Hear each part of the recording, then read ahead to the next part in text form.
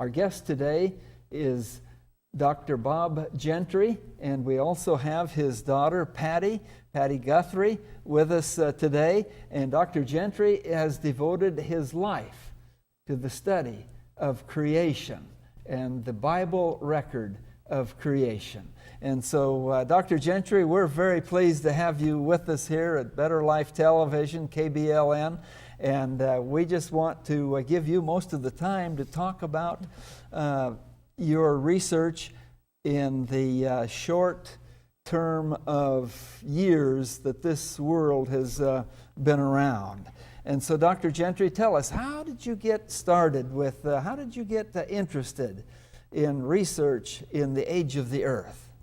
First of all, let me say how much I appreciate the opportunity of being with you today on the program, and especially I appreciate Patty Lynn being with me here, because sometimes I tend to get too much into the science, and she always needs to help bring me back and focus attention on the essential issue that you have asked me about this morning.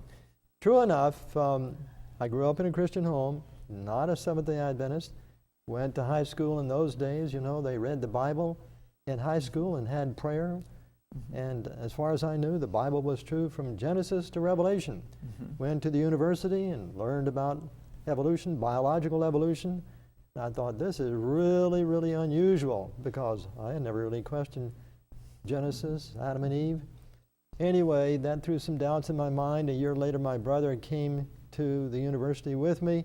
He took the same course. He went back and told our dear mother, who was struggling to keep everything together, thinking that we both needed an education to make it in life and to become something for the Lord. Anyway, he went back home, and both of us began to enunciate these great truths of evolution. He more than myself. But as I continued my physics curriculum there at the university, more and more it switched from just evolution from the standpoint of biology to evolution from the standpoint of physics. Ancient age of the earth, supposedly. How did that happen? Why was I swept up so easily into a belief of evolution? Well, because physicists believe that they have the truth with respect to the universe, the laws of nature that govern all of our activities, driving the car, flying the airplane, listening to the radio, television. It all revolves around the fundamental laws of physics. So when I was taught the fundamental laws of physics and electromagnetism, nuclear physics, Newton's laws, in addition to that, at the same time, I was introduced to the theory of evolution, the idea of an ancient age of the earth. But I wasn't told at that particular time the whole story, and we'll get into that in just a minute. Anyway, I graduated from the university believing the earth was old, the fossils were old, the universe came as a result of the Big Bang, went out to the defense industry, and I remembered I was in nuclear physics and went out into the defense industry, and I can remember arguing with my fellow scientists very, very strongly in favor of evolution. In other words, I was really into it. Well, that was in Texas. My brother and I went to work there for a number of years. Then my wife and I came back, and we were there in Orlando, Florida, and I was working in the defense industry again on weapons, nuclear weapons effects. Well, one day, a good friend of mine, atheist, and I were talking right before work one Monday morning, and he mentioned to me that the night before he had heard something unusual on television. Anyway, it prompted my wife and I the next week to listen to the program. And indeed, we did listen to the program, and we became sort of fascinated with what was being said. There was a man by the name of George Vandeman who was on the program. Anyway, someone a few weeks later, a month or two later, called and asked my wife if we would like to have the Take His Word Bible pamphlets. So we said yes, and so we began to study. My brother lived with us at that time. We all began to study, and more we studied, and more we thought, this is really interesting. A lot about the Bible I had never heard of before. Of course, I was no Bible student. But in any event, the day came when George Vandeman came to the city of Orlando for a series of meetings. My wife and I, by this time, really wanted to go, and we did go. My dear brother went with us on a number of occasions. He, too, became convinced that what George Vandeman was saying about the Bible, really made a lot of sense. Well, George Vandeman came, we heard, we listened, but there was one big problem. And that was when he read the fourth commandment, for in 6 days the Lord made heaven and earth, the sea, and all that in them is, and rested the seventh day, wherefore the Lord blessed the Sabbath day and hallowed it. I thought, uh-oh, something's wrong. Because as an evolutionist, I still believed in God, but essentially I believed in theistic evolution, where the earth evolved over billions and billions of years of time. Anyway, that started a real search in my life, my wife's life, because we couldn't find any answers as to how you can reconcile the long ages of what I felt was scientific evidence for an ancient age of the earth, the universe. So no one could tell us. It was at this time you decided at some point to go ahead and be baptized, but you still weren't reconciled in your mind. You took the word by faith, but you weren't sure that science supported it. Thank you for introducing that, because that is exactly true. We saw these great truths, and I hope for the best, that really everything really was going to hold together, was going to be consistent. One thing we both believed was that, you know, what the Bible says, you have to take it as it reads. And then number two, that if God exists, then the Bible has to be consistent with itself. You can't have the Bible saying one thing and basically the science of the world saying something different. So you wound up continuing your work. You left the defense industry in Florida and you pursued a doctorate in physics at Georgia Tech. And while there, you started doing some research. Well, that's true. It was a couple of years later. We went to the University of Florida. My wife got her degree, and then we went to a little college called Walla Walla for a year. And then I came back to Georgia Tech, and I was teaching there, also working on a PhD in physics. And it was at this time that this issue of the age of the earth and trying to find a way to get some consistency between the science that I had learned and believed was true, and also basically what the Bible has to say.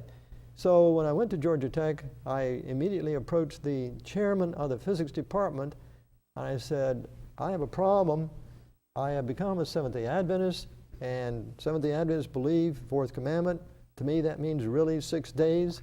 But I said, you know, I've learned all about the ancient age of the earth and so forth. He understood that, and he said he used to believe it as well. Anyway, I said, I want to do my thesis topic on a PhD by studying the age of the earth. And by that meant studying the rocks of the earth in various ways, because supposedly the age of the earth is dependent upon what you find in the rocks in terms of radioactivity and the end product. According to the evolutionary theory, the universe is about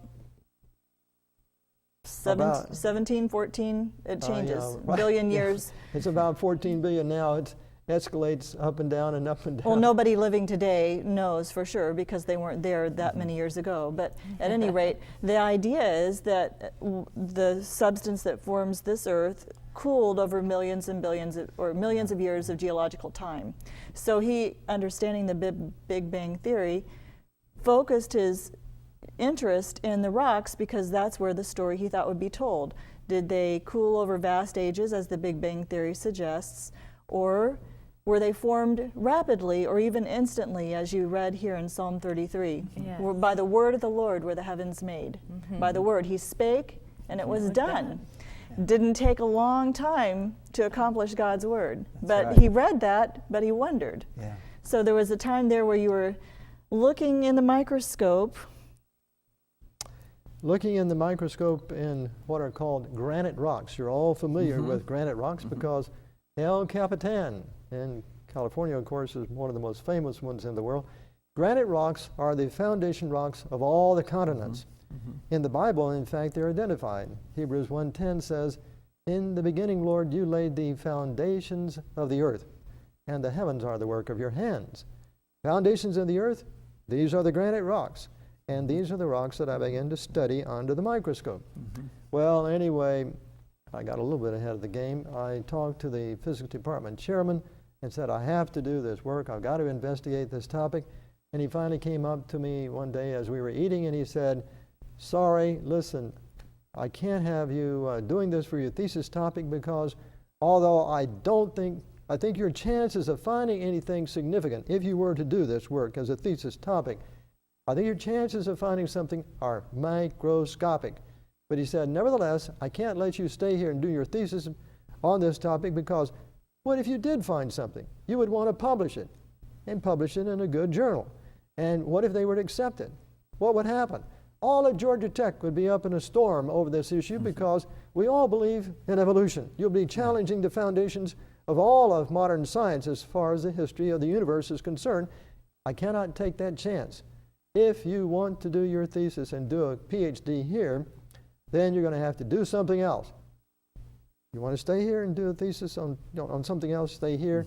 You want to do your research on age of the earth, then the implication was you got to leave. So my wife and I left. How long did it take you to make that decision? Didn't take me any time at all. Meaning, let's put it this way, this issue of finding the truth, we both had decided, my wife and I both decided, we were not going to live in this world with apparent contradiction, apparent potential contradiction. On one hand, you know, the Bible had to be true, yes, but on the other hand, the scientific evidence was so overwhelming, I could not believe that God would leave two different sources of truth in contradiction. People would say to me when I was in the process of looking, you know, God just is trying to confuse the issue, confuse the people. I said, I don't believe that. And so this is why it was very important for us to continue. So I left. Patty Lynn at that time was very, very, very small. We had another child on the way, and we went through some very, very uncertain financial times. He asked that question because in many people's mind, as you're considering a career and you see here's a path, but this is the way less traveled. This is the road less traveled. Here's the secure way to finish your doctorate, be able to get a position that's well respected in the world. And you say, was that a difficult decision for you to walk away from a certain future to a path you didn't know? He didn't know if he was going to discover anything or not. He was just driven by a dream or a hope. And you have a family on the way. Those are the kinds of things that people would weigh. And often people choose the secure way. The secure way. The secure way from a human viewpoint, but by faith, he chose the secure way in Christ. And I might add to that, by a strong foundation in truth, Bible truth. Many people don't have that strong foundation. I like to think of it as the granite foundation of the world. You had that solid, rock-solid foundation that helped you make that decision, and it made it much easier to make a decision for God's kingdom. I think the key is that he was honest. And we have to understand, and we don't want to misjudge, many people out there who believe in evolution are honest, people of integrity. And he pursued his work as someone who was honest, and when he saw the Word of God, being honest-hearted, he believed the Word. And there are many people today that when they see what's in the Word of God and pursue it honestly, the Lord will open up the world to them. That's right. When they see evidence, and that's what you're about, it's producing the evidence, then they can change their minds. So we want to treat all people as honest, even the evolutionists of the world, as honestly pursuing and believing as much as they understand to be true. We just see that the Word is the highest science possible known to man. So where did your decision to leave lead you? It led me to be without a job and borrowed a microscope, went up to Dalhousie University in Halifax, Nova Scotia, to get sections of this granite rock that I wanted to study under the microscope, because these rocks, the granite rocks, presumably held the secret, or held the so-called proof of why the earth was so old.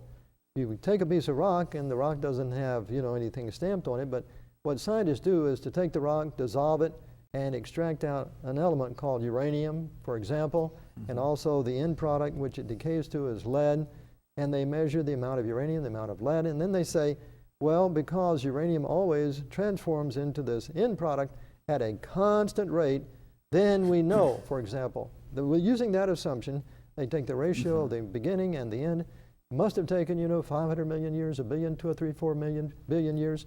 So the real question was whether indeed this transformation rate had always been constant. Well, that's what I was studying the rocks to find out under the microscope. Turns out that you have to look under the microscope. Little tiny circular rings are there from a decay of, for example, the element uranium. Like this? Yeah, this one actually is from the decay of something else that I saw under the microscope, that I saw repeatedly, and it really caught my attention. And the reason why it caught my attention is because, in contradiction to uranium, which has a very slowly decaying property over billions of years, this particular, the kind of radioactivity, and by the way, what we have here at one point in time was a little speck of radioactivity, and particles shot out from that little tiny speck of different lengths or ranges, distances, and it produced 3 spherical concentric shells in this particular rock, and it's all microscopic. So by actually slicing the rock very thinly and putting it under the microscope, you're seeing a 2-dimensional array, which means, of course, the rings around the center. Well, the reason that this began to attract my attention is because this particular type of radioactivity that exists for only for a short period of time. Now, people had seen this kind of, we call them halos. Aptly, you can see why. It's got the little dot, Like the a- bullseye pattern. Well, people had seen them before, even as early as the early part of the 20th century. They never did come to the attention of the scientific community very much until the 1930s. And there was a scientist up at Dalhousie University in Halifax, Nova Scotia. He saw these and he wondered, how did these arise? And there are some like this, 3 rings, 2 rings, 1 ring. And the problem that he faced was that the half-lives, meaning that the rate of decay was so rapid that he couldn't explain it on the basis of the ordinary evolutionary theory. By the ordinary evolutionary theory, we mean at one time the Earth was a molten ball, and it began to cool over hundreds of millions and billions of years. Well, this type of halo coloration is just like a photograph imprinted in the rock. If it's hot or if it's melted, it all disappears. So the rock had to be solid at the time that this formed. But if it's going to form slowly, if the rock is cooling slowly over hundreds of millions of years, and the radioactivity only exists for only a few minutes or thereabouts, something is wrong. And so, in my mind, I was still evolutionary thinking, so to speak, about the origin of the granites cooling over long periods of time. Yet I saw these halos under the microscope in the granite rocks, and the half-life was very, very short. Back in the 1930s, when the papers were published then, the gentleman, the scientist, G.H. Henderson, he proposed some way, somehow, that some other kind of radioactivity was feeding the little centers here, and so it was really what we would call secondary radioactivity. It wasn't primary, it wasn't primordial radioactivity that had formed these halos. And so I bought into that. And for a year or two, as I studied all these halos under the microscope and did some experiments, it all, just would not fit together at all. Because on one hand, I kept thinking ancient age of the Earth, long period of cooling for the granite rocks.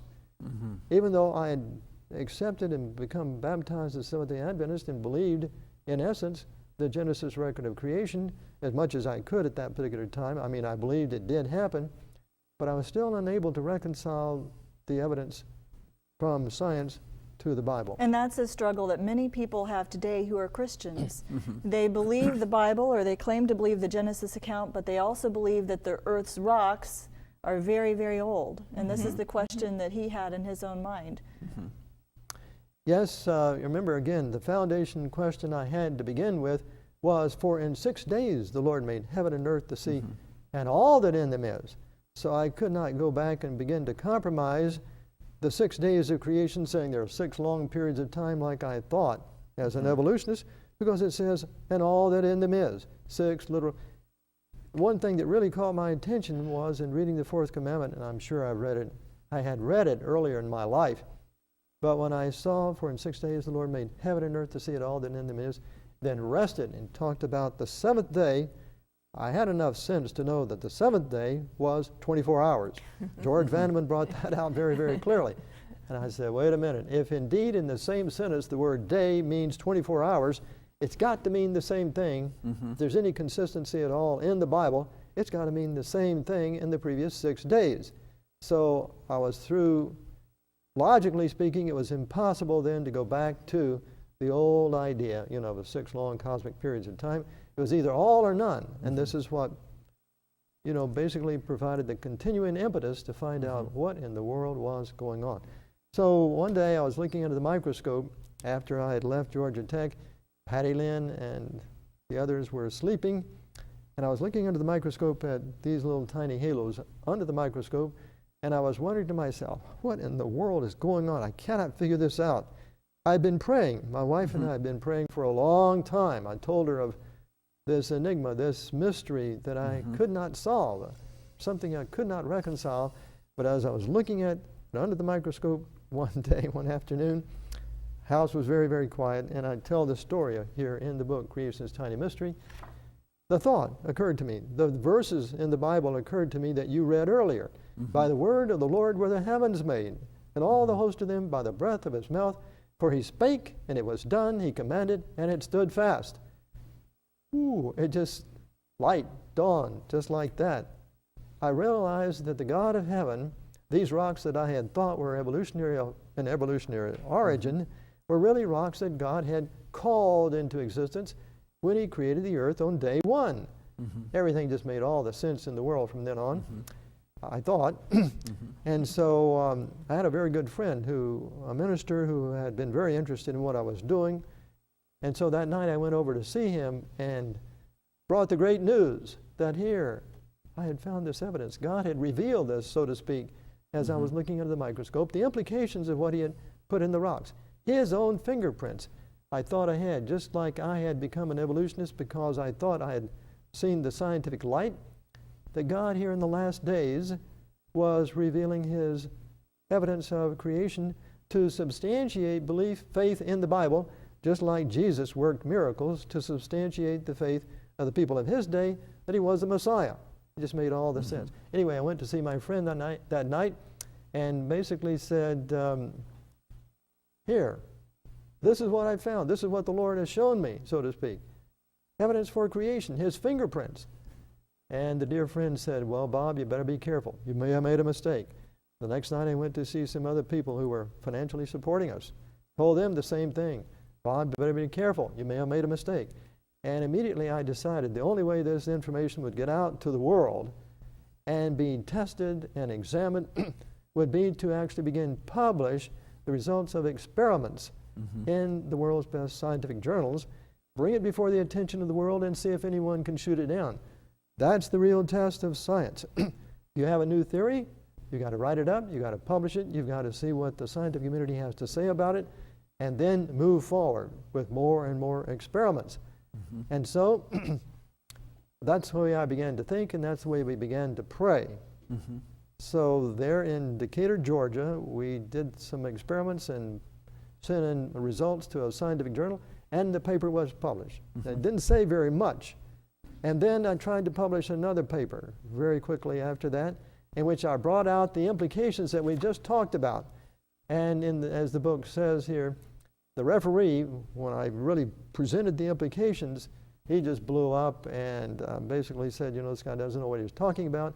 But he said, if I would simply restate the experimental work and expand on it, then send it back in for publication, then, the scientific community would be more willing to at least listen to what he had to say. So that basically provided the foundation for us in God's providence to go from the little one-room laboratory we had there in our home, got an invitation to go up to Columbia Union College for a couple of years, and that opened the door further because we were able then to have a small laboratory at Columbia Union College to pursue this evidence for creation in the process of writing up results of experiments and sending it out to scientific journals, hopefully in the process of getting it out to the scientific community all over the world, and from there to bring to the attention of the whole world one way or the other, what we have found. Well, you have spent many, many years researching this fascinating topic. And I'd like to have you hold the book up for just a moment or two. There might be some viewers that would like to get this book. Turn it toward the camera right there. There you go. Creation's Tiny Mystery by Robert V. Gentry. And if someone would like to buy a copy of this book, where would they find it? First of all, you can go to an 800 number, 1-800-467-6380, or you can go to our website, www.halos.com, or you can write to Earth Science Associates, P.O. Box 12067, Knoxville, Tennessee, 37912. All right, thank you. And Patty Lynn, you've got some DVDs there. Quickly tell us what they are. The first one, Fingerprints of Creation, describes in depth the evidence for the halos found in the rocks. The Young Age of the Earth highlights many very interesting things about the Young Age evidence. And finally, we'll be talking about the center of the universe, the model of the whole universe. All right. Well, thank you very much, Patty Lynn and Dr. Gentry. This has been a fascinating subject, and I'm sure we all want to learn more about it. So please come back next week, and we'll have the second program on the age of the Earth. Yes. All right. And our guest today is returning, Dr. Bob Gentry and his daughter, Patty Lynn Guthrie. And so Dr. Gentry and Patty Lynn, welcome once again to Better Life Today. We left off last week with your not being able to do a doctorate in creation because the head of your department at Georgia Tech was afraid that you might find something that would be controversial and it would be very difficult for the university. So you decided to leave and go and do your research somewhere else. And so where did you go, and what did you do, and how did you get your work published? Well, remember that when I left, I went home and carved out a little spot in our house to set up the microscope and examine the rocks under the microscope for a while. And then I had an invitation to go to Columbia Union College. Some people there found out that I was working and I'd published just a small paper and hadn't got very much notoriety or much attention in the scientific community. You want to tell them where Columbia Union College is? The location became pivotal. Yes. Okay. Tacoma Park, Maryland, right outside, as you well know, of Washington, D.C., the hub of many of America's great scientific institutions. So as I was there, began to do research, they set up a little laboratory for me, and I began to do experiments. Remember that my view was, in order for anything to be credible at all within the scientific community and in the world, it had to be published. You have to do experiments, write it up. It goes in, it goes through what is called the peer review process. And so that was my aim and my goal. So after going to Columbia Union College and beginning to do experiments there, again, I was focusing on sending a paper in to the world's best scientific journals, one of which, of course, is Science, whose headquarters happens to be there in downtown Washington, D.C. About how far was that from your office? Where you only were? about 5 miles. Wow. Only about 5 miles. So in any event, after continuing a series of experiments for about a year or so, I was in the process of writing up the paper and sending it in for publication. And earlier I had recognized that if I said too much at one time about the implications, and by the way, the new series of experiments, which took about 6 or 8 months, the new series of experiments basically affirmed that the radioactivity which formed these halos like this with a short half-life, that the radioactivity like this forming these halos was not a secondary type of radioactivity. It was what we would call primordial, made in the beginning, made at creation. But I did not dare put this in the paper because this would have exposed the whole paper to primordial. That has to be creation. That means, and so because it's such a short half-life, then of course the scientists would have said, wait a minute, something is wrong. Anyway, so I sent the paper in and went out for review. It came back and one referee said, go ahead and publish the paper. The other referee said, well, there's something about here I don't understand what Gentry has said. So the editor there at the Journal, associate editor, sent it back to me, said, here's the referee report, modified, sent it back in. It was almost as if, the paper was going to be published. But in my mind, I was thinking, well, this is an opportunity to make it stronger, the implications stronger. So I did. I didn't make it a whole lot stronger. Do you think you were naive right then?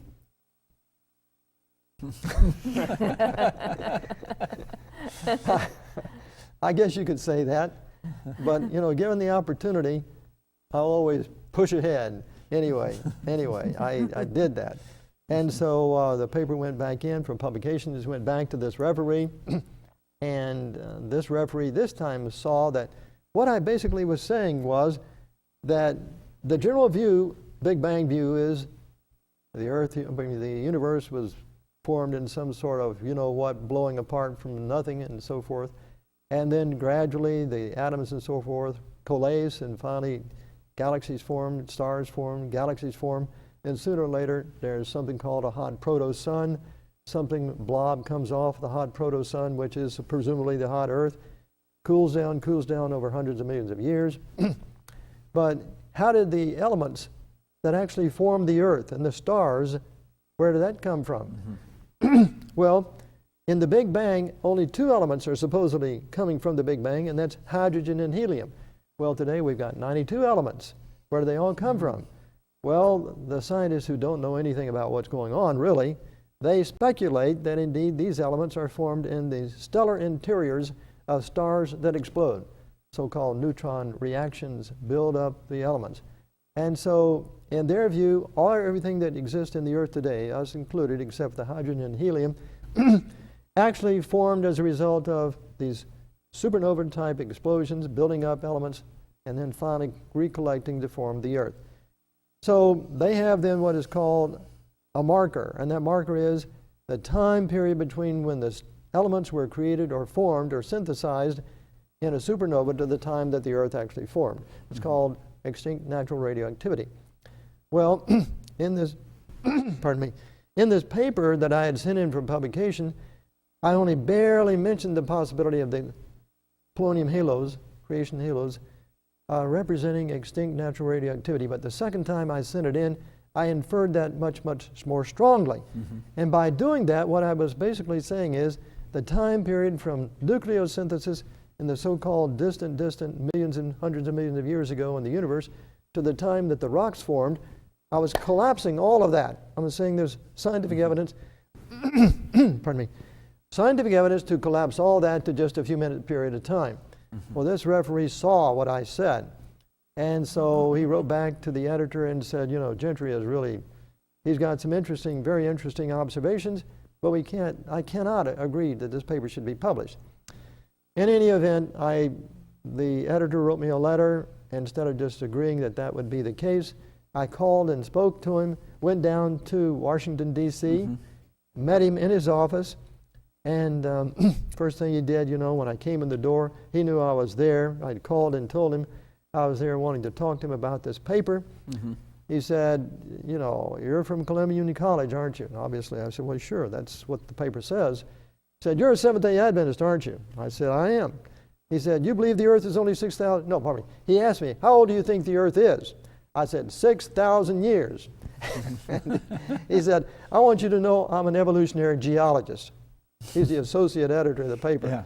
So anyway, I sat down and he kindly allowed me to talk to him for about an hour or so of the paper. And as a result of that, we got on pretty good terms, and I came back the next day and talked to him again about the implications. And he said, abbreviating some of what really transpired, but he sent the paper out again, this time to world-renowned authorities in the field of nuclear physics and geochemistry. He saw enough with the knowledge he had of geology to see that it looked like, these referees really did not answer the question of the halos themselves. They were simply saying the mindset or the conventional view had to be right, and so that's why something had to be wrong. So anyway, he sent it out to these other referees, world-renowned authorities, and I'll tell you how I know that in just a minute. And at the same time that was going on, In May now of that year, I had been on a very widely listened to radio program, radio interview, for 5 hours in Denver, Colorado. I was being interviewed because word had gotten around that I had found evidence, so to speak, for creation, and there was a chemistry professor at the University of Colorado, had this widely listened to radio program every Saturday night. I don't know what, 10%, 20%, 30% of Denver usually tuned in. I was on for 5 hours. And he had all of his buddies who were evolutionists jumping on the phone lines whenever, the time came to be asking questions. Why do you think a chemistry professor in Denver who has a very well-known talk show would want to have someone who might disparage evolution on his show? Well, the fact of the matter is, the truth of the matter is, most people who are scientists either are atheists, agnostics, or they are theistic evolutionists. Here I was coming in with evidence he knew that showed indeed this was fiat creation, Bible-supported creation. And so they don't like that. And they'll do, I won't say they'll do anything, but they have done many, many things to prevent this information to getting out to the world. On that particular program that Saturday night, he was doing everything he could to set things up in such a way as to presumably call into question what I had found at that particular time. Well, it went on like that, and just criticism. About 9 o'clock that night, we started at 7, he got a call from his station manager, and his station manager was saying, "You're not making any progress." In other words, you're really not being successful in spite of the fact you've got all these guys calling in to question what Gentry has done. You're still not making a whole lot of progress. You got to do something else. So he went on more and more abrasive to me over the air, very much insulting and so forth. How do you know this? How do you know that? Anyway, it went on like that until about 11 o'clock that night. And then someone called in, and I'll say it on television. I think it was an angel of heaven. And he very calmly began to ask the question. He said, "Well, what's the situation here? You got Gentry on one hand. He says he's been doing experimental work here for several years, and he's arrived at these conclusions on the basis of his experimental work." And I'd had one paper published at that particular time. And so it was in a nationally recognized scientific journal. In fact, it was in Nature. It was my first paper in a real scientific journal, but I didn't say a whole lot. I just said I found this phenomena. And anyway, but the word got out very quickly that this was challenging the conventional viewpoint of Earth's history and the age of the Earth and everything else. Anyway, that night, that gentleman who called in, the angel of heaven called in, he asked, instead of the questions being focused now to me, directed to me, he asked the questioner, the doctor of chemistry there at the University of Colorado. He said, "Gentry has been telling us all this information about the experimental work he's done and the implications." He said, "What is your basis for criticizing Gentry's work?" He said, "Well, I went to the library yesterday. I went to the library yesterday and read up on a few things relating to his work and the background of what he's doing with the halos." And so the questioner asked, or he said, "Do we understand that Gentry's been doing the work here, experimental work, for several years, and he does have one paper in the scientific literature in Nature, a well-recognized scientific international journal. No one has criticized that work in that journal. He's following the scientific protocol of doing experiments and getting it out to the scientific community. No one has basically called into question his results as yet. On the other hand, we have you saying you went to the library yesterday." And it just unfolded. He hit the ceiling at that particular time. "What do you mean? What do you mean? I've done library research." And the questioner said, "That's just the point. You've been criticizing him on the basis of doing a one afternoon library research. This man has been doing experimental work in the laboratory and publishing for several years now. What sense does that make?" Anyway, it just changed the whole complexion of the radio program. All the people he still had lined up to call in and criticize me and put me down and so forth, they disappeared. They didn't call in because they saw a huge hole had been shot in the man's case. And so from then on till 12 o'clock that night, the people who had been waiting to get through, waiting on the phone lines to get through to say something positive or ask me a simple question, they got through. And so for the last hour, the Lord worked in the way that indeed the evidence began to go out. And for years after that, I would meet people who said, "I heard you on that radio program there, in Denver. Well, in any event, getting back now, I have to switch gears. That's still the same year. I've sent the paper in for publication. It was sent in, and this time now something happened which normally never happens. One of the reviewers now, a world-renowned authority in geochemistry, radiochemistry, wrote back the review and sent it to the editor saying, you know, there are some things here that just are really unusual. There's some things I don't understand. What is he saying? He put down his name and his number. He said, I want this man, this scientist, if he wants to call me, get in touch with me. So the editor sent me that report. And I immediately called him and talked to him. Got him on the telephone. He was a professor of radiochemistry at Carnegie Mellon University. Truman Coleman at that particular time was his name, Dr. Truman Coleman, professor of chemistry at Carnegie Mellon University. Well, anyway, I called him and I told him who I was, and he immediately said, you know, I know you. You know, I asked, of course, for you to contact me. He just went right to the point. What is going on with that paper you have about these halos? What do you think the implications are? You don't say what the implications are in the paper. And I said, fine. I said, the implications are that God created the rocks. It's evidence God left in the rocks for fiat creation. Silence on the other end of the line. I remember I'm talking to a world authority in the field of radiochemistry. World authority has published, I don't know how many papers on the age of the earth. Here he knows in talking to me that if what I'm saying is true, everything he's ever done is out the window. It's nothing. And so we continued to talk after he got back on the line and said, you know, his grandfather had been a Methodist minister. We went on like that for a minute or two, and anyway, after he calmed down, he said, well, you know, what about this, what about this, what about this? And I talked to him about an hour or so on the telephone. He said, well, I assume you still want to get the paper published. And I said, absolutely. He said, well, here are some suggestions for other experiments I want you to do, which in this case would have had to be done at a national laboratory. So I said, fine, I'll see what I can do about getting to a national laboratory just for the purpose of doing these experiments, and I'll rewrite the paper and I'll send it back in again. Well, I didn't even know whether the associate editor was going to give me that opportunity, because there was still another referee that was still to come in and bring his report.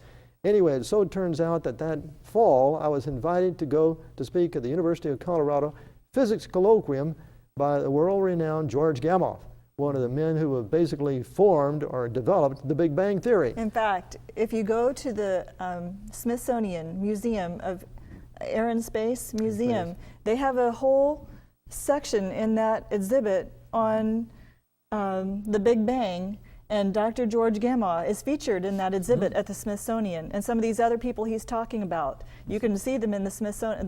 The story is all there. Well, and so what you can see the situation that was developing. In May of that year, I was on that widely listened to radio program. I don't know, 100,000 more people were there listening that evening. So it was widely known in Denver and Boulder and many places, of course, in Colorado, and yet I was now being asked to go back now and give a physics colloquium in Boulder, which is where the professor of chemistry actually taught. The professor who had interviewed you on the radio. That's right. So I wonder what in the world is going to be happening under these conditions. Well, when I received this information from George Gamow inviting me to come to the University of Colorado that fall, I got in touch with him. And I'm a vegetarian. And so he said, I want you to stay at my home. And so I said, fine, I'll be happy to. I said, I'm a vegetarian. He said, well, have your wife get in touch with my wife. And so my wife sent a letter to her telling her, she asked, whether I could eat fish and so forth. And I said, no.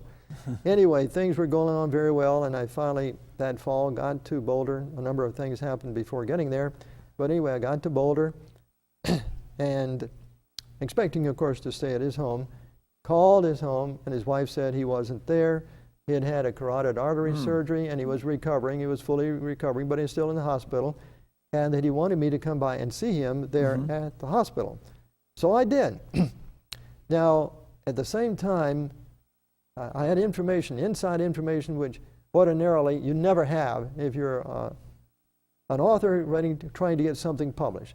I called the editor there, associate editor of science, and I told him that I had gotten this tremendous invitation to go and speak at the University of Colorado from no less than George Gamow. Now, why was that so significant? because George Gamow, the father, so to speak, of the Big Bang, here I was finding evidence that basically collapsed everything from the Big Bang down from, billions and billions and billions of years of matter spewing everywhere and galaxies forming, stars forming, and finally the Earth supposedly cooling down into, hundreds of millions of years later. I was finding something that overturned all of that. Now here, though, George Vanneman wanted me to come and stay at his home. Gamow, not Vanneman.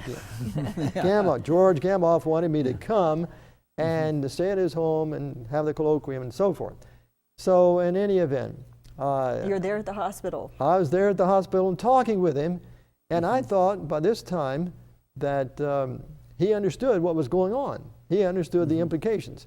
So I began to talk with him on the basis of, isn't it interesting, that well, first of all, he said, these halos that you have found, they're very, very, very interesting. And so I thought that was an invitation for me to expand on the implications. So I began to do it. I didn't jump. I began to do it very gently. And he came back with a response that seemed to indicate he didn't understand what I was saying. I thought to myself, that's strange. So I presented it a little bit more strongly, that indeed, here are the polonium halos. They're in the granite. They've got a very short half-life. There is no other radioactivity that could possibly be before the polonium that formed this. And I said, there's some really interesting implications, aren't there? And so he again gave me an answer that indicated he didn't really understand he didn't even listen or hear what I was saying. So I did it a third time.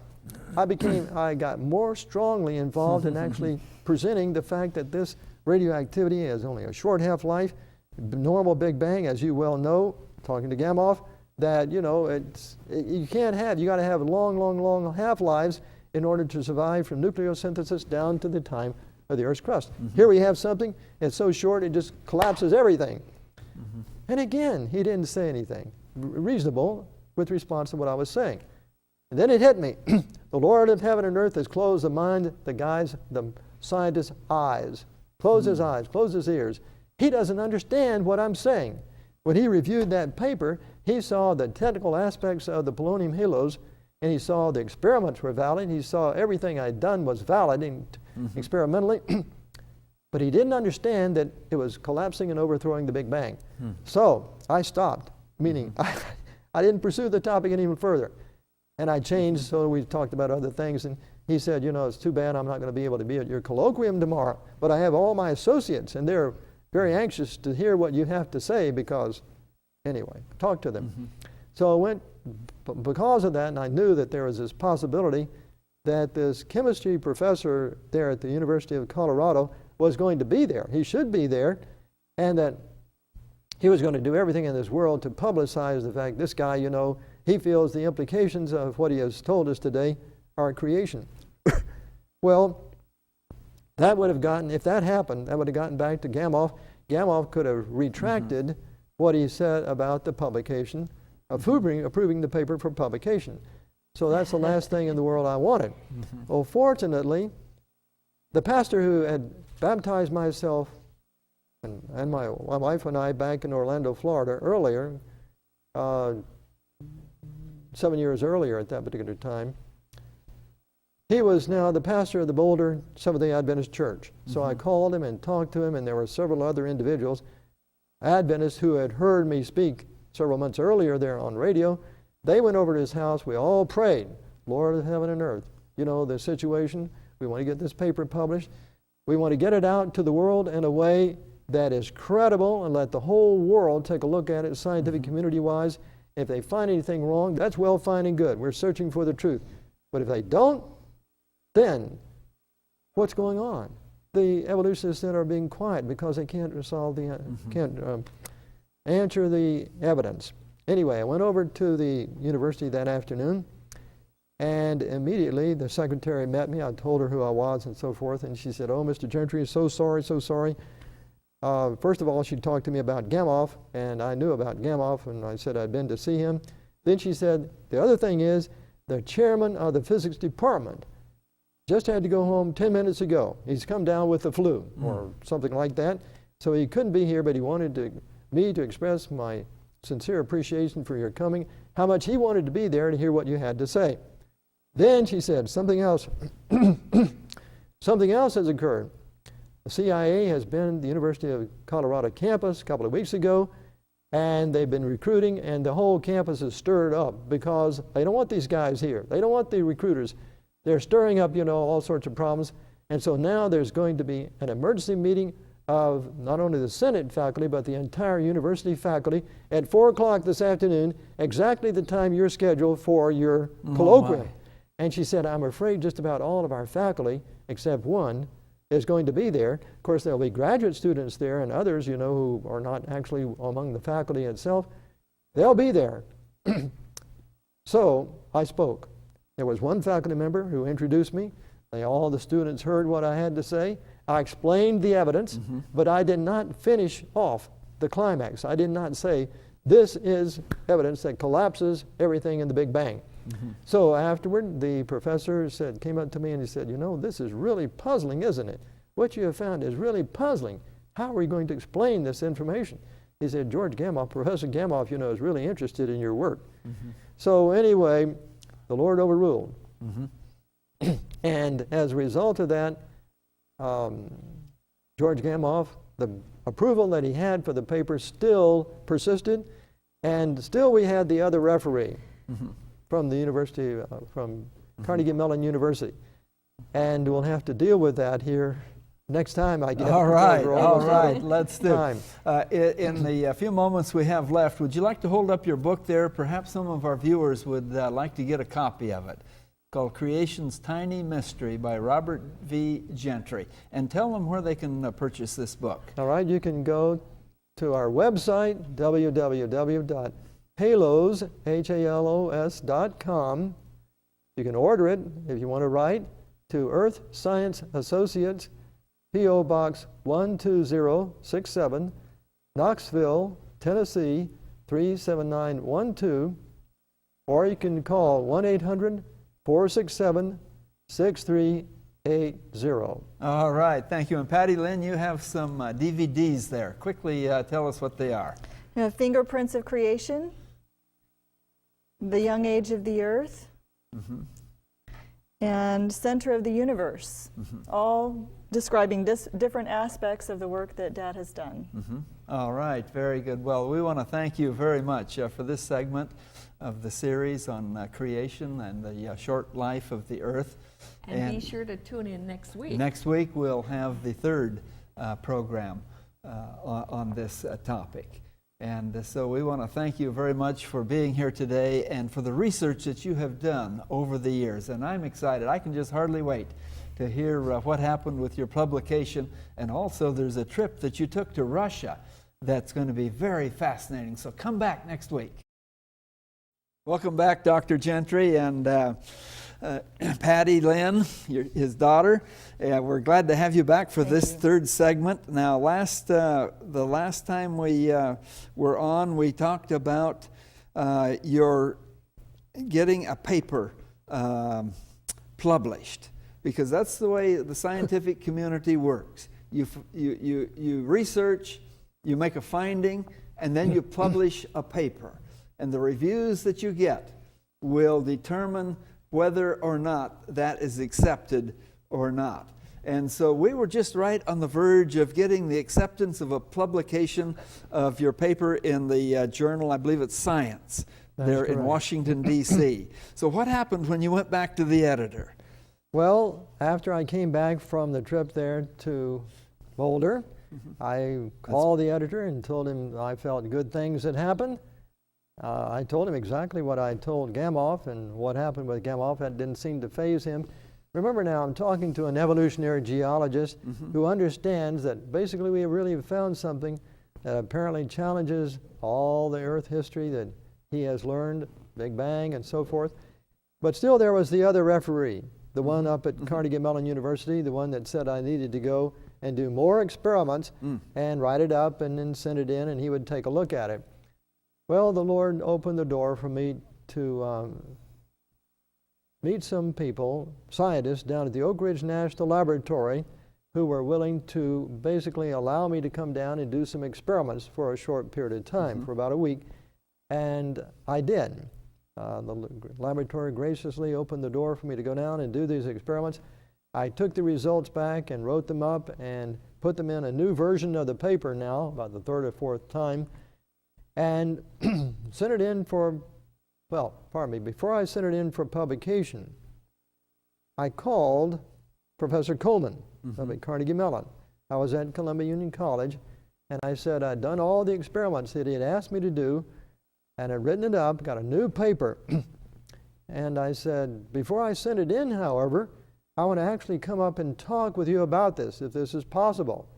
And you see, this is just unheard of for a scientist who is trying to get a controversial paper published, not only to be able to talk to someone like this over the telephone, but to actually go and see him. He said, all right, you can come up. In fact, I said, well, I was going to fly up. He said, that's fine, I'll meet you at the airport.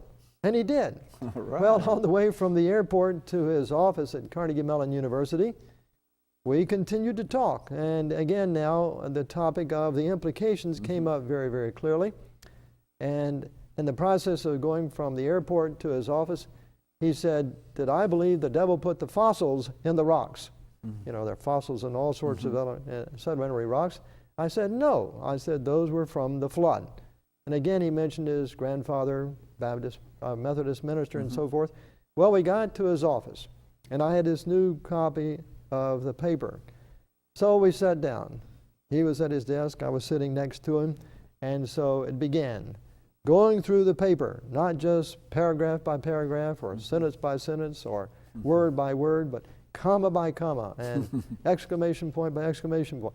Just absolutely infinite Fine-tooth detail. Absolutely. Yeah. Examining everything that I had said and my new results. Well, it went to lunchtime. We took a break and came back after lunchtime. It went on and on and on. Finally, late in the afternoon, he says, there's some things here that you have found that I think might bear more investigation. But he said, even as it is right now, there are things that you have found and discovered that I cannot understand. And on the way back then, from his office to the airport, he said, if you go back and adjust the paper, piddly things that he had found, sentence changes, words change, or whatever, but nothing of any essence whatsoever.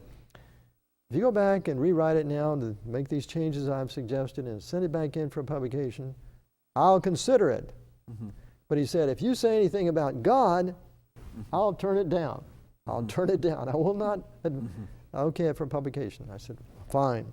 So I went back, and this is now January or thereabouts, 1968.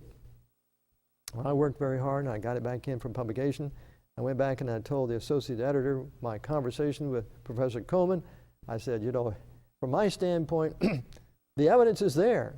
And he was, by this time, he was not surprised with what I told him about the evidence. Pardon me, about the reaction of Professor Coleman and the evidence. So I worked on it for a couple of weeks and sent it back in, January 1968. Now, this paper had gone in, it had been in for publication for a long, long time by this point because it had gone through multiple reviews. In fact, I haven't mentioned everything. It would take too long. But it had gone through multiple reviews, and I'd been back and forth. Anyway, it went back in for publication about January 1968.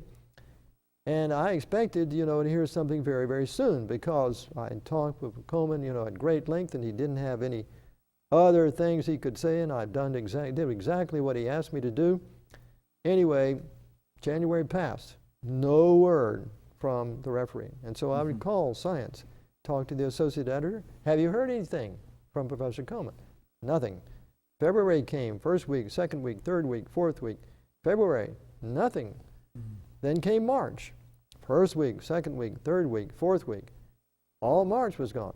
Now, interestingly, I had the American Geophysical Union had its annual meeting there in Washington, D.C. at that particular time. And I had an abstract in for the annual meeting of the American Geophysical Union there in Washington, D.C. In the spring of 1968 in April.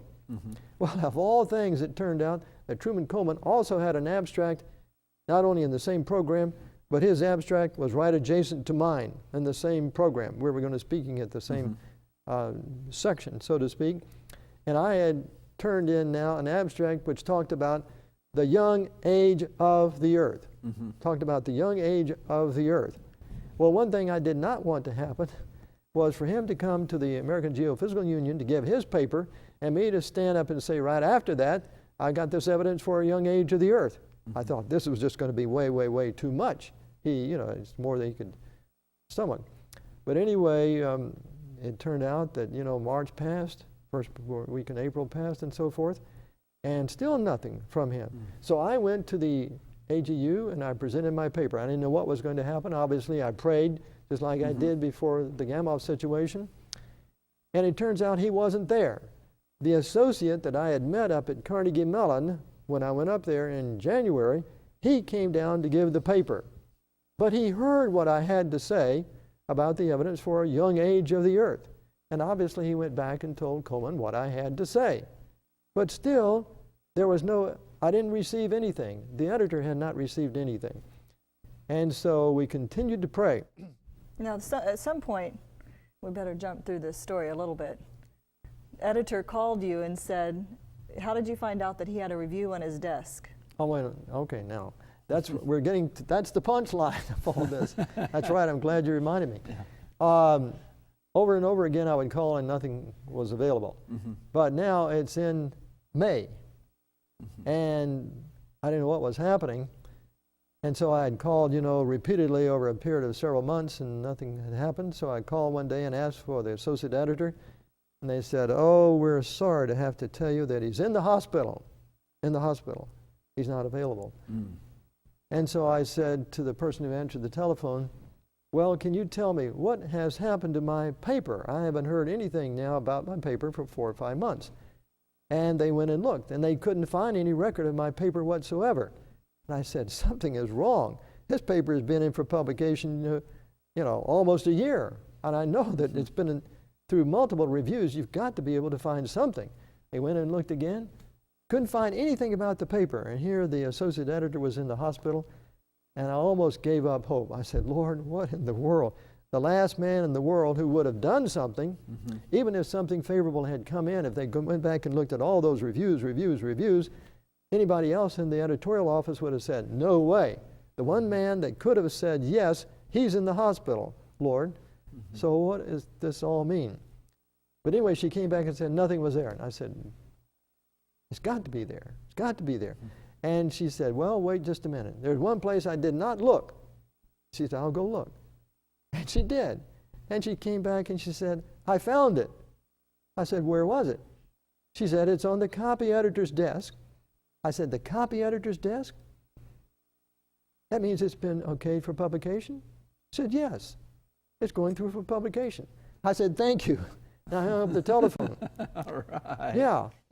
Well, send it in. Well, they sent it to me then to check it for the final publication, to see if there was any last minute changes. Isn't that article, is it in here, in your appendix? You know it is. If people are curious about what this paper is, or that's right. He's just told the story behind it, and it is here in his book, Creation's Tiny Mystery. Well, one more item of this story needs to be told, and that's why I was waiting. But here it is. Yeah, it's on page 223. I'll tell you the title in just a minute. Okay. Anyway, this paper, they sent me then the copy edited version of the paper, and actually I saw something. A little change I wanted to make. So what did I do?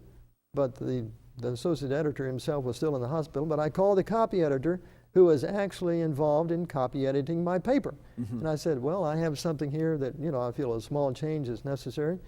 He said, well, just mark it down and send it in. I said, well, no, I'm only a few miles away. I'll just come down and see you. So I did. And he was very, very friendly and cordial. He said, what is it you want to put in here? And I just made a very, very small change, and he wrote it in.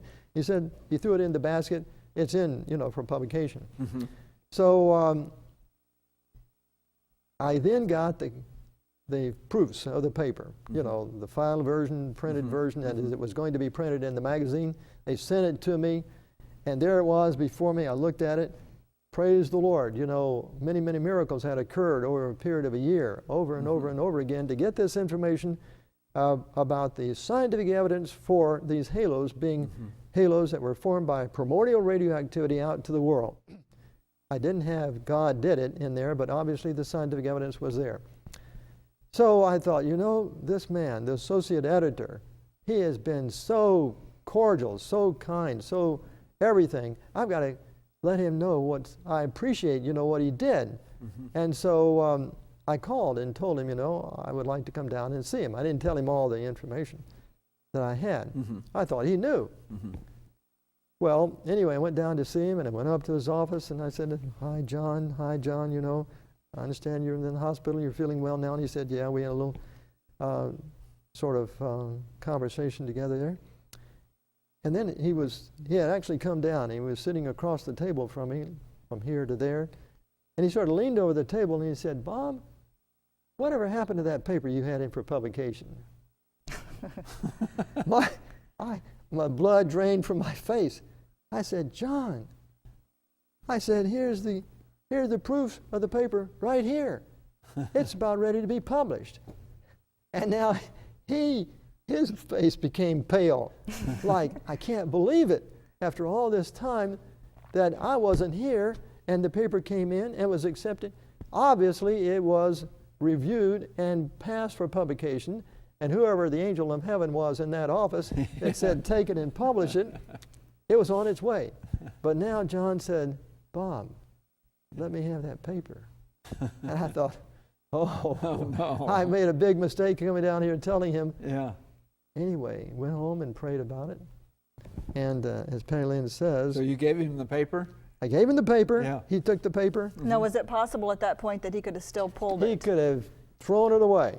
Yeah. He was fully in charge. Because it wasn't in print in the magazine. Hadn't been printed yet. That's right. It had not been printed. Yeah. It was there scheduled for publication. I had the proofs of the paper and so forth. Probably all it would have taken was a telephone call to the editor of Science. Well, he had the ability. He was associate editor. He didn't have to go any further. He was the one who was de facto in charge of publication. Yeah. He was in charge of publication. He was acting as editor, although he was associate editor. So as a result of that, pardon me, in a few weeks in May, in a few weeks in May, it came out. And it's there reproduced on page 223 of the book, Creation, What's the title Time and Mystery. of the paper? Title of the paper is Fossil Alpha Recoil Analysis of Variant Radioactive Halos. And in other words, that tells the story of basically what it's all about, but you have to know a little technical information. But anyway. So you found these halos in various types of granites. Of granites. All over the world. It's a worldwide phenomenon. Yeah. And now, just we who live out here know this is a very volcanic area, and all the rocks that are on the surface of the ground are volcanic. Are we ever going to find halos in volcanic rock? No. And the reason is because? It is because when you take first of all, granite rock will give you a light-colored volcanic rock when it's melted and it resolidified.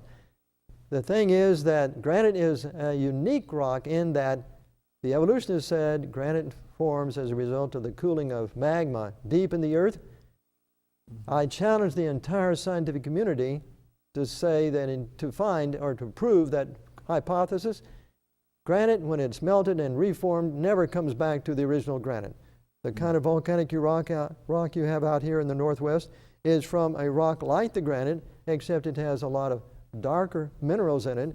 And so when it melts and resolidifies, it solidifies into something like we call a basalt or a volcanic rock. So no, there will never be any polonium halos, creation halos, in rock that has been melted and resolidified. Now, I've heard you describe before the granite rocks as being like the bones of our body. The granite rock is the skeletal material of the earth. It's the skeleton of the earth, and everything else rests on top of that, and then there's the core underneath. But it's the granite rocks which are found around the world. Anywhere you can go, you find these. Sometimes they're under the crust of the earth or under the surface, but that's where you find the halos. That's exactly right. And again, Hebrews 1:10, in the beginning, Lord, you laid the foundations of the earth, and the heavens are the work of your hands. God actually pointed out the foundation rocks as those that he called into existence. And that's where he put the fingerprints of creation. Let me get back to the last part of what we were talking about, the actual publication of the paper.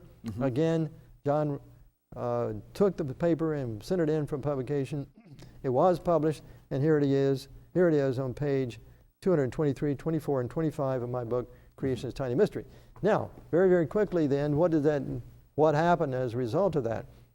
Well, I was investigating other kinds of halos which related to creation itself. One kind in particular was a very large halo that I had found called a giant halo.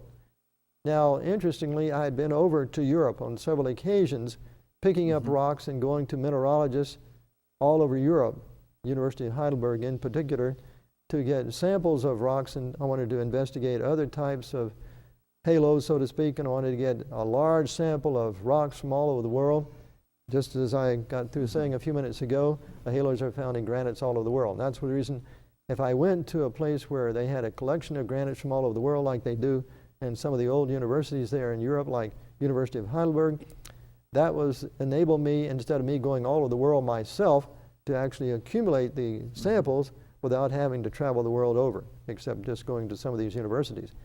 Well, in 1967, I had gone over and collected samples from University of Heidelberg, and then during the period of time where I was continuing my work, and after now the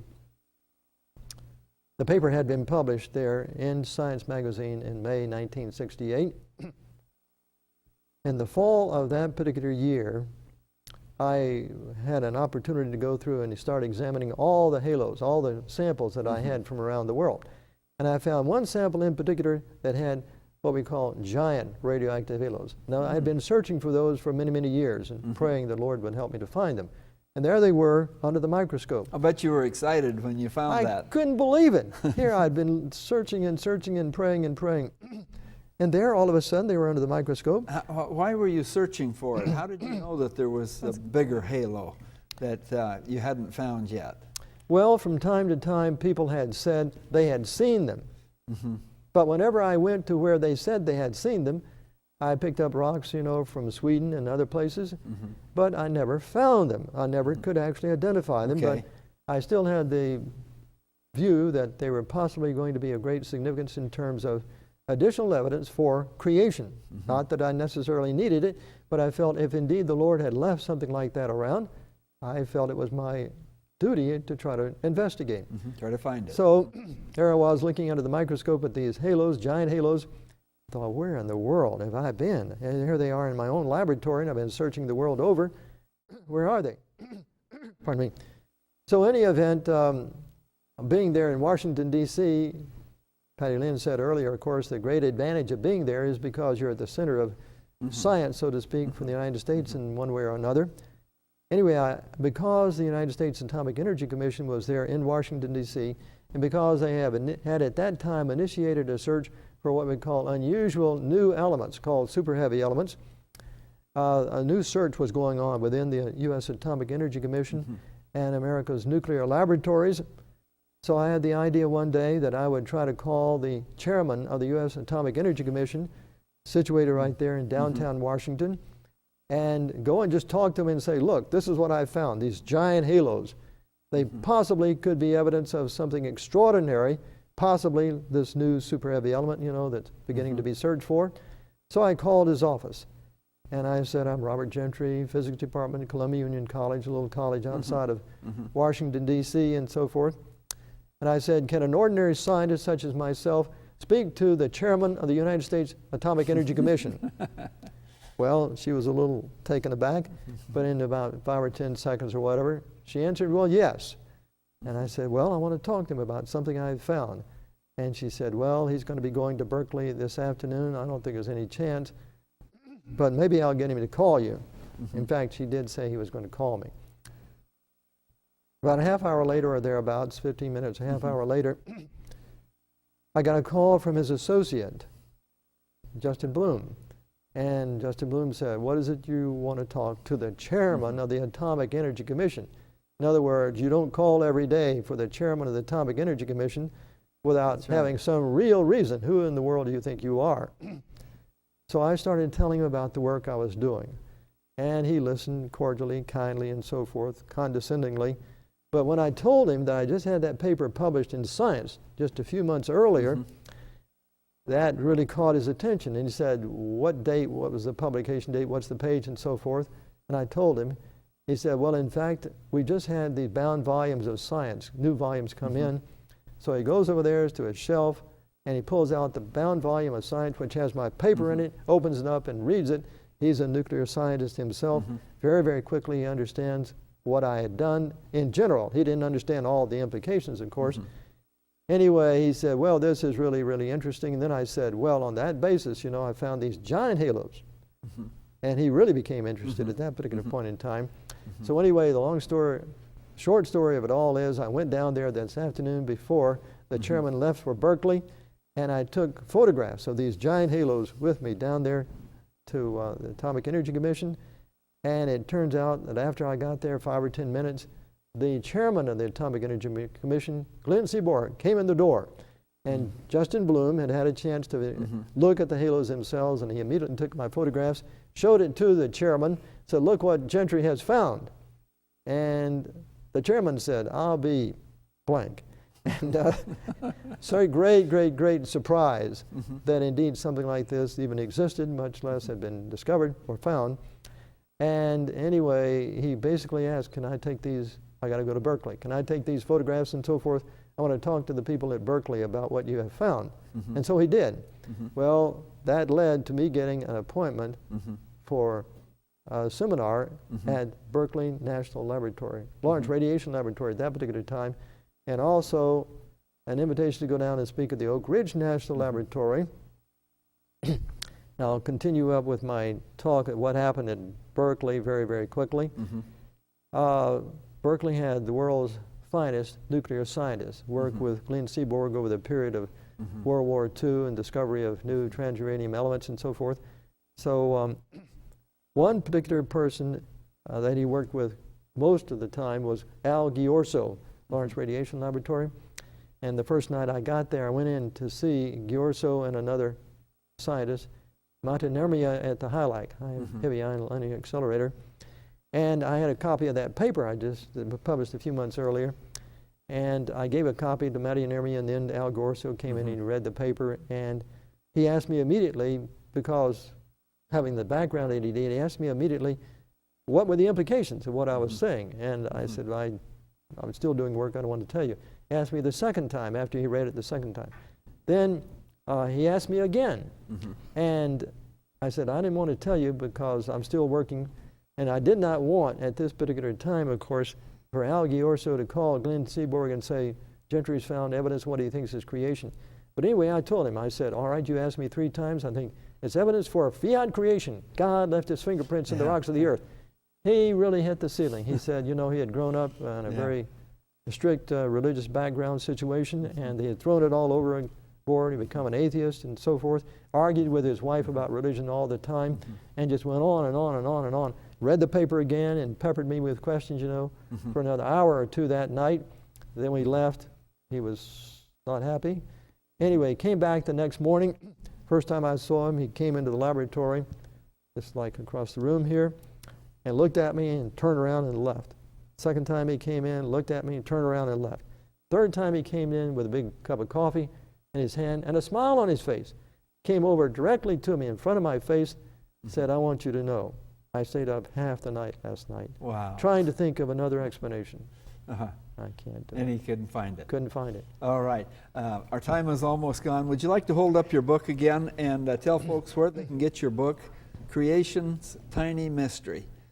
Yes. P.O. You can write to Earth Science Associates, P.O. Box 12067, Knoxville, Tennessee 37912.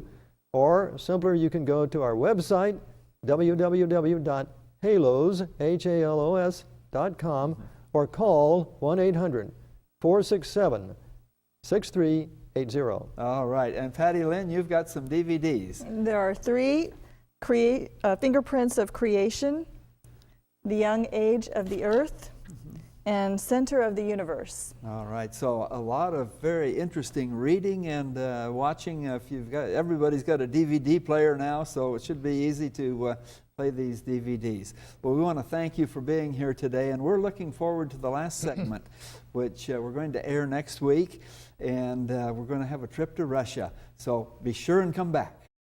I want to welcome back at this time Dr. Bob Gentry. He is a creation research physicist, and for many years he's been studying the age of the earth. And also we have his daughter, Patty Lynn Guthrie, with us today. And Patty grew up in a household of a research scientist. So she knows very well what Bob Gentry has been through in getting his papers publicized.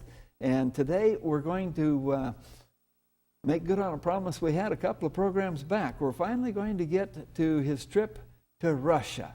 So Bob, we talked about the publishing your papers and how God had led through that and the many contacts that were made. And I think one of those was a contact in Russia. I don't know, how did that Russian contact come about? Let me back up just a little Okay. bit and pick up on what we said at the last part of the last program. Remember, I was out at Berkeley, and I was giving seminars out there, and on the second day I was there, I had a seminar with some of the world's outstanding nuclear physicists and chemists. Now remember, the essence of what we're doing, the background of issue here is this evidence that we're talking about. Is it really scientifically valid? Is it something that we can present to the world as saying, the God of heaven looked down the ages and saw that in these last days, evolution was going to be competing with the Bible, overthrowing the Bible? Has God actually put something here from 6,000 years ago to show indeed He knows what He's talking about in the Bible? So it was very important when I went out on this particular trip. I've already enunciated the interaction I had with one very prominent nuclear physicist, but the second day I was there, I had the seminar with a whole group of them. And as they saw, you can see the picture of this whole series of halos right here on the back of my book.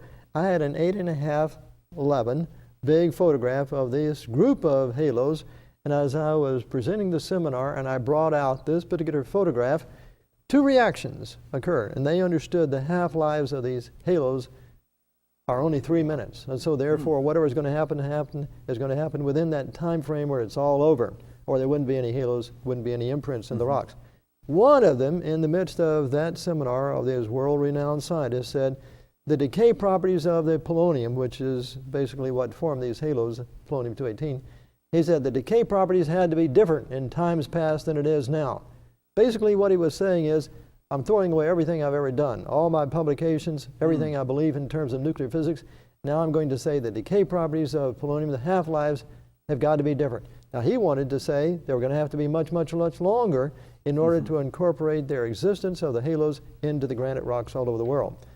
The other one, after he looked at this photograph with all these halos, he sort of leaned back in his chair after looking at it, and he said, you know, he said, that's enough to make a believer out of you.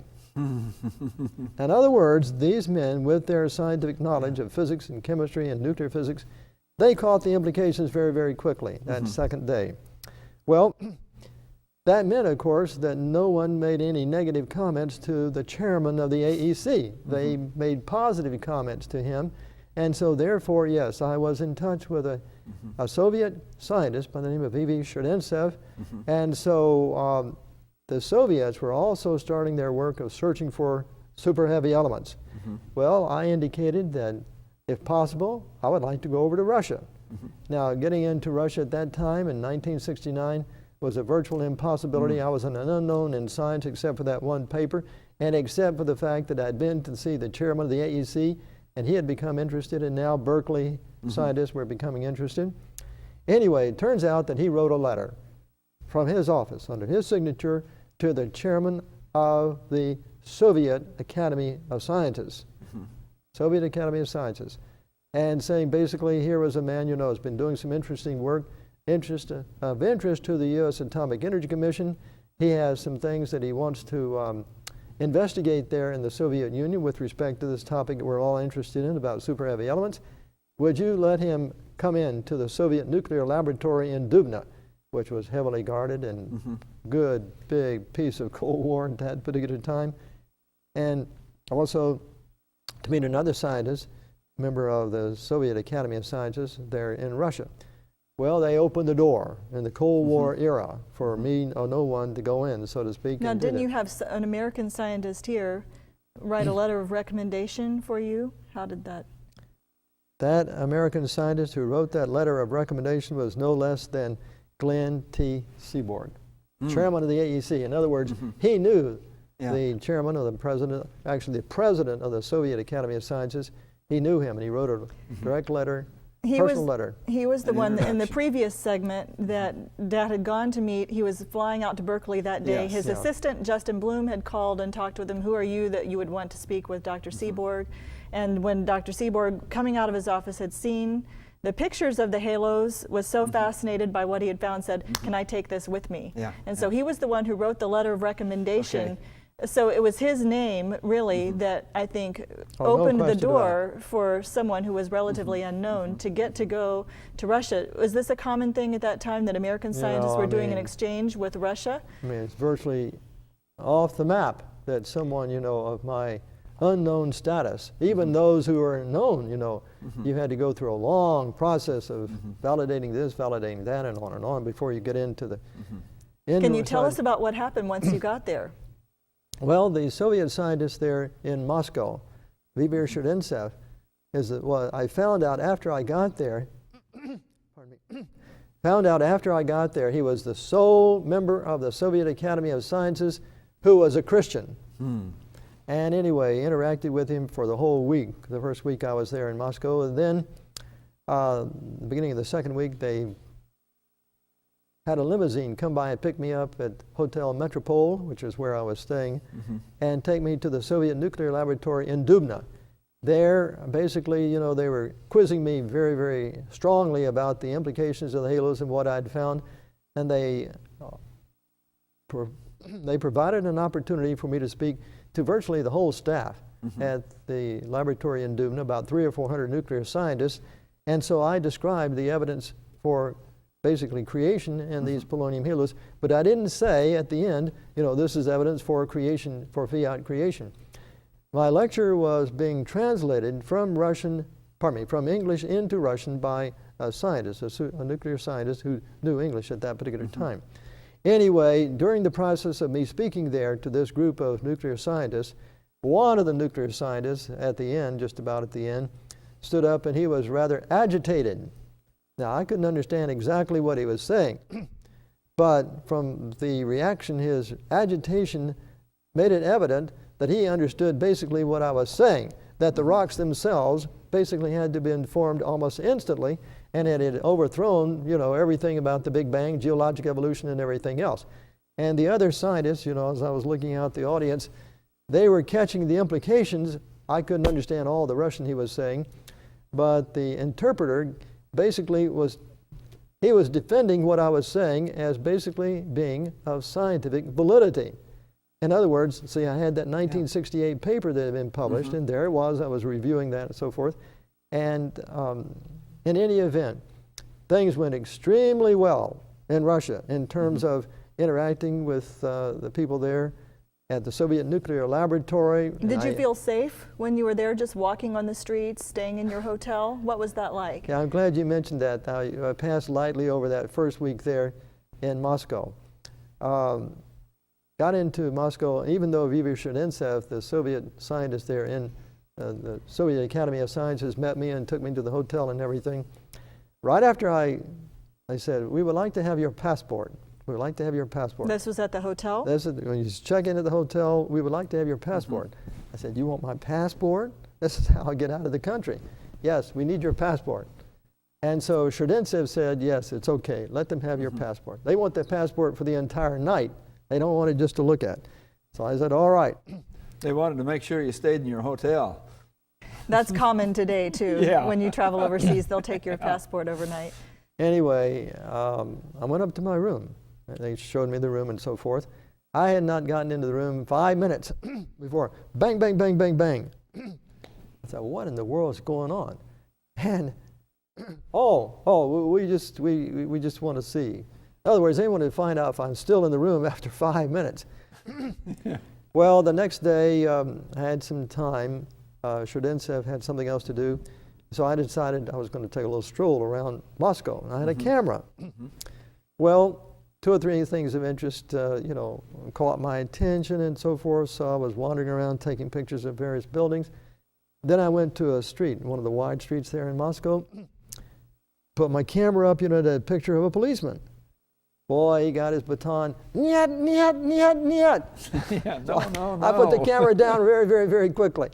And I noticed that in walking around Moscow that day and other days, that I just happened to glance back and I could see the same person many, many times, the same person. I could see him in the background, Anyway, he probably knew that I saw him, but I didn't go anywhere without someone watching over me, so to speak. Then I could detail other things. One other interesting point, very, very slight point, was that I saw this, what apparently was a soft drink machine there. And so I thought, oh, this is interesting. I wonder what the drinks taste like, And I didn't see any bottles of any kind. It just sort of a fountain where you push the button and the stuff comes out. You put in a certain amount of money. And I looked and looked and looked and looked, and I finally figured out there was a cup on top of the machine. Everybody drank from the same cup. Oh, my. I said to myself, no thank you. Anyway, on that particular weekend, as many things happened during the week, Forshenitsev took me out to the various Russian interesting cultural sites. John the Great or something like that, who threw his son into the sea or whatever, or into the lake, was presumed to have done that. Anyway, that particular weekend, I went to the church, and I tried to find a taxi to take me to the church, and had great difficulty until I found someone in the Soviet agency there, the airplane agency, and they got a taxi for me, took me to the church. Then that afternoon, there was a very kind Russian family that took me to their apartment, and the process of going there, the gentleman said, now, brother, we will walk separately. My wife will walk here, my wife, we'll walk here and so forth. We'll get on the subway for a while, and then we get off the subway for a while, get back on the subway for a while, and make all sorts of changes, and we finally get to the area near where they lived.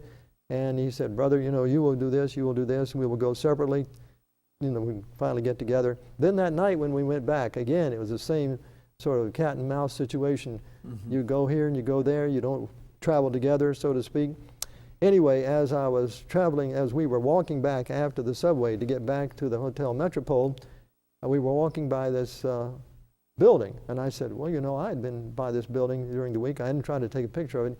He said, brother, that is the headquarters of KGB. Oh, my. And he said, many good Russians have perished here. Anyway, we went back to the hotel, and I mentioned to him I brought a book, Prophets and Kings, with me, and I said I would give it to him. So I went up to the room. I could tell somebody had been in the room. I got the book, brought it back down, and this was now May Day, 1969, and the streets of Moscow were crowded.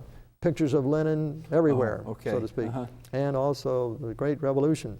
Anyway, we went down, and there's a park right in front of the Hotel Metropole, and there are a lot of people sitting in the benches and talking and talking and talking, not knowing any more than I did or thinking any more than I did. I brought this book just in my hand, and he was sitting on the bench, this Russian Adventist who had been kindly taking me around or bringing me back downtown. So I just walked up to him and I said, here, brother, here's the book. He leaped up from his seat and said, come, brother, we must walk. In other words, in the midst, he was afraid, I'd blown everything. And so we began to walk around the circle of this little park here. He said, brother, you must be more careful. He said, we are being watched. That's all there is to it. He said, I still want the book. He said, put the book under your coat like this. And I was still carrying it like that. Put it under the coat. And we walked to the dark side of the park. And when we get to an appropriate place, he brought a briefcase for the purpose of this. He said, when we get to a certain place, he said, I will say, now. And at that time, he said, I will open my briefcase very quickly, and you throw it in. Just almost, like an instant of time. So indeed, that's exactly what happened. Well, I had a lesson in security that night that I right. don't care about repeating.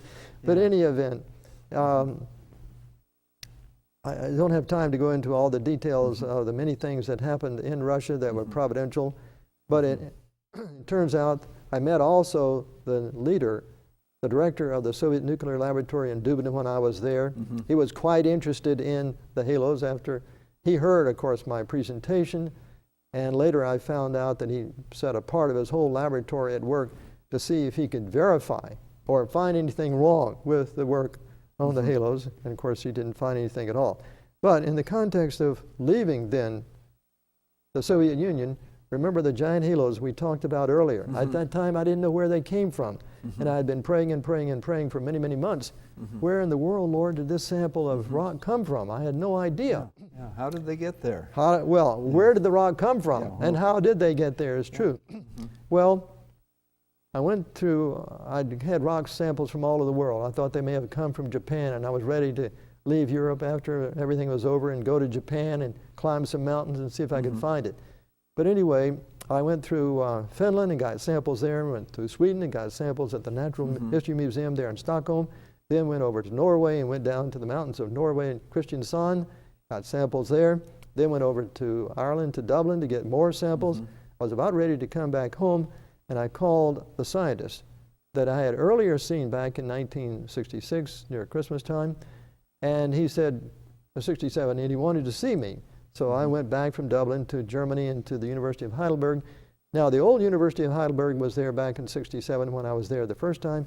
In the meantime, in 69, new University of Heidelberg, Max Planck Institute. They had transferred tens of thousands of mineral samples from the old University of Heidelberg to the new University of Heidelberg. And you're still looking for one particular sample, Still thinking you're going to go climb mountains in Japan and find it. Yeah. Yeah, but when I went back to the University of Heidelberg to see Professor Ramdor, who had been there for 50 years collecting mineral samples from all over the world, I had no idea he had any idea about the giant halos. I was just going back there to get more samples, plus the fact that he said he wanted to see me. You know, I'd seen him years earlier, and I wanted to talk to him about the implications of the halos and show him this paper that had been published in Science. Pardon me. So I did, and I was there in his office, and we were talking about the new Max Planck Institute at the University of Heidelberg, and it was similar to a table like this, except it was a circular table. I was sitting on one side, he was sitting on the other side, his desk was on the other side of where he was sitting.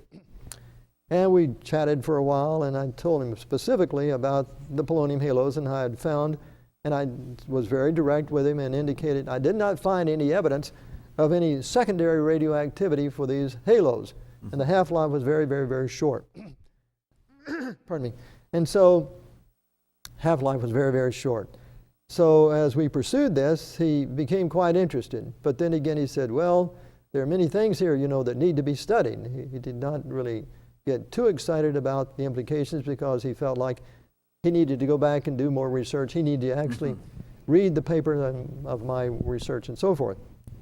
So he gave me some samples similar to the ones he had given me before that I knew about, both from Kristiansand and also in Sweden. Now I was getting ready to leave, just about to stand up, getting ready to leave. And then he said, by the way, I've got another sample I want to give you. But he said, it doesn't have any halos in it. And he puts over on the desk the other half of the sample that I had back in my desk at Columbia Union College. Oh my. The other half of it, and he said virtually the same thing here in May of 1969 that he said earlier in December of 1967, gave me that piece of mica from the granite in Madagascar, and he told me then in 1967, I don't think it has any halos in it. So when I went back home in 1967 from my trip to Europe, I threw it in a drawer there, mineral in a drawer with all my rocks in it, and I didn't even write down where it came from. I just completely forgot about it because he said it didn't have any halos. Then I felt sure it didn't have any halos, and there was no reason for me to try to go and look until the day came in the fall of 1968 where my prejudices against the rock were all gone, and I began to look in every sample that I had, regardless of whether it had an ID on it or not. And so I thought to myself, you know, there's only one way to explain this. The angels of heaven interacted the first time and got Professor Ramdor to give me a piece of rock, of the mineral sample biotite, that he said didn't have any halos. That was an impossibility situation to begin with, because he knew the only reason that I came to see him was to get samples which did have halos. And here again, May 1969, he's saying the same thing. And now all of his rocks have been transferred from the old University of Heidelberg to the new University of Heidelberg. So the angel of heaven, on 2 occasions, had that man go and pick out a sample of the same rock and the other half of the rock. So when I came back to America, I now knew where the rock came from. I didn't know the answer to what caused the giant halos, but now, as a result of that, when I went back to America, I was now given the opportunity to go down and have a seminar similar to the one I had at Berkeley at the Oak Ridge National Laboratory. And there I could say, here we have a sample with the giant halos. That's what caught everybody's attention. I explained the polonium halos, but they didn't try to question me about the implications of the polonium halos.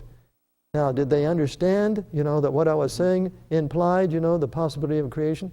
I'm sure it crossed their minds. But that did not stop them from inviting me to be a guest scientist at the Oak Ridge National Laboratory for a year from Columbia Union College, because now I had the giant halos, not only had the giant halos, but I actually knew where they came from, and they knew that I could come to the laboratory, I could investigate, and potentially publish a paper on these giant radioactive halos. This makes me think, this text that he read at the beginning, the foolishness, the little things confound the wise, the very little things, the simple things that God has put. And what a simple, tiny, microscopic thing that had such a big impact in your future and going to Oak Ridge National Laboratory. That's what caused the laboratory, Glenn Seaborg, and many, many others, to start really paying attention to this work. Went to the laboratory from Columbia Union College. For 1 year, they said. They wanted to see, whether I was genuine or not. The very next year, that was in the summer of 1969, the very next year, in going to the laboratory, immediately started doing the experiments using the world-class scientific equipment there. And the first paper that I published was in 1970, just, several months after arriving there. And it was on, guess what? Giant radioactive halos. Giant radioactive halos. And it's reproduced here in my book on page 226. Giant radioactive halos, indicators of unknown radioactivity, ? Well, I had succeeded in using the equipment there at the laboratory, and here are some of the photographs you can't see very well. But if you get my book, you can see there are actually color photographs of the giant halos as well as the polonium halos as well. So what do you think these halos, someone used this phrase, the title of the video here. How did this title come about, The Fingerprints of Creation? Where did that come from? Well, the fingerprints of creation came as a result, after going to the laboratory and publishing many papers, and the reports that I published to the laboratory are here, more and more evidence for the creation implications of the polonium halos that we've been talking about. At the end of the decade, the beginning of the next decade, 1981, the state of Arkansas passed a law requiring the teaching of creation science. ACLU challenged the law, and the state then was looking around for someone who could help defend the law, and they looked at me. And my wife and I prayed, Lord, if this is what you want us to do, and go and present this published evidence for creation, help us to know. Well, I got a call one morning to the effect that indeed they wanted me to come and testify. Well, what happened? Now, this is exactly what I wanted to happen. That indeed the world attention not only was focused scientifically but publicly now on this evidence for creation, these polonium halos, the fingerprints of creation here. And so it came to prime time attention there at the laboratory, at the trial. They brought in a world-class geologist, and on the witness stand, they asked him about the polonium halos, the evidence for creation we've been talking about. He said, Gentry has found something I cannot understand. I call it a very tiny mystery, which someday I would like to have the answer to on the witness stand. So he emphasized that, and also the fact that geologists could not duplicate granite. They cannot duplicate the polonium halos. And so on the witness stand, we have then evolution's utter failure to explain the evidence for creation. Interesting. And this is an ongoing discussion in many states to Oh, I'm this sure day. it is. I'm sure it is, and it's. I've never heard this before. It's just fantastic. Well, the reason you haven't is because once that happened, then my friends at the laboratory, who had been friends with me now for 12 and a half years, and by the way, the laboratory invited me to become a staff member of the laboratory on several occasions. I did not do it because I believed there was a possibility that indeed something like a trial was going to come up, and I needed the opportunity to be able to go and respond without being restricted. Okay. Well, our time is almost gone. The trial, folks, you'll have to read about that in the book. You want to hold that book up, and one more time, let's give the folks an invitation if they'd like to purchase the book. Quickly give us the where they can purchase the book. Phone number is 1-800-467-6380. The website is www.halos.com, and the address is Earth Science Associates, P.O. Box 12067, Knoxville, Tennessee 37912. All right, and Patty, you've got some DVDs. There are 3. The first is Fingerprints of Creation, describing the halos in the rocks. The Young Age of the Earth features many fascinating evidences for a young age of the Earth. And most recently, we haven't discussed that on this show, but the center of the universe. It's a macrocosm, the whole universe. It's very, very interesting. All right, there's material for many hours of interesting reading and discussion there.